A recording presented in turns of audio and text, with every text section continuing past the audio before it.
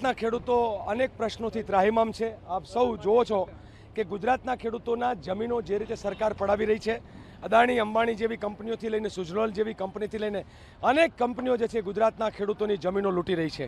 એટલું જ નહીં, કોઈ પણ કાર્યક્રમ હોય, કોઈ પણ ઉદ્યોગ હોય, ગુજરાતના ખેડૂતોની જમીન સસ્તા ભાવે લૂંટવાનો જે કામ ચાલી રહ્યું છે, જંત્રી ભાવના 4 ગણા કરીને મજાક કરે છે।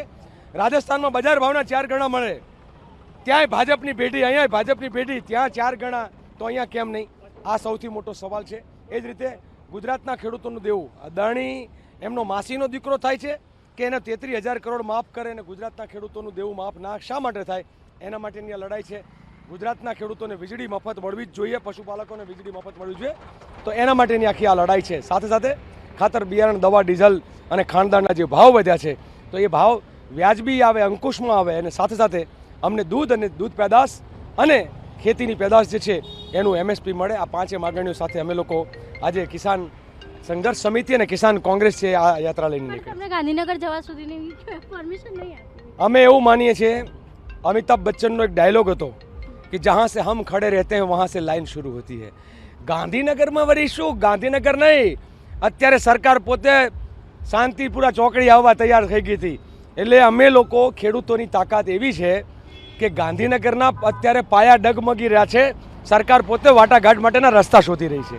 રોજ કિસાન સંઘર્ષ સમિતિ અને ખેડૂત સમાજ ગુજરાત અને પ્રદેશ કોંગ્રેસ સમિતિ દ્વારા ગુજરાતના ખેડૂતને પડતી તકલીફો અને અન્યાયની સામે આ લડત ઉપાડી છે। એ અમદાવાદના શાંતિપુરાથી લઈને ગાંધીનગર સુધી અમારી આ કૂચ છે। જે પ્રમાણે ખેડૂતોની જમીનો હડપવામાં આવી રહી છે અને ખેડૂતો જોડે અન્યાય થઈ રહ્યો છે, એની બધી ખેડૂતોને સંતોષકારક માગણી અમારી છે એ પૂર્ણ થવી જોઈએ। અને જય જવાન જય કિસાન, આ દેશ, ભારત દેશ ખેતી પ્રધાન દેશ છે, જગતનો તાત ખેડૂત છે, એટલે એને ન્યાય મળવો જોઈએ અને અમે ન્યાય મેળવીને રહીશું।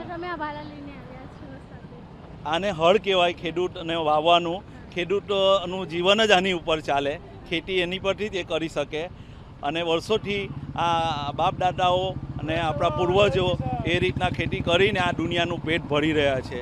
આપનો સહકાર, મીડિયાનો સહકાર જે અમને અત્યારે મળી રહ્યો છે, એમનો પણ ખૂબ ખૂબ આભાર, ધન્યવાદ। માંગણી નહીં પૂરી કરવામાં આવે તો શું કરશો? જો માંગણી પૂરી ન કરવામાં આવશે તો ખેડૂતો પોતાની રીતના એવું લડત આંદોલન ચલાવશે અને એને ન્યાય મેળવીને જ રહેશે।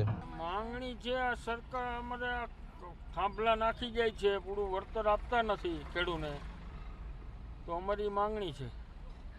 કેવી પરિસ્થિતિમાં છે ખેડૂતો? પરિસ્થિતિ બહુ ખરાબ છે અત્યારે મેડમ, ખેતરમાં રહેવા નથી દેતા, વરસાદ નથી થયો, ખેડૂત બહુ હેરાન છે, બિયારણ નાખી દીધા, લોકો કાંઈ આપતા નથી, બરાબર, ખેતર ખૂંદી નાખ્યા છે, પાણીની બી સમસ્યા છે, પાણીની પૂરેપૂરી સમસ્યા છે।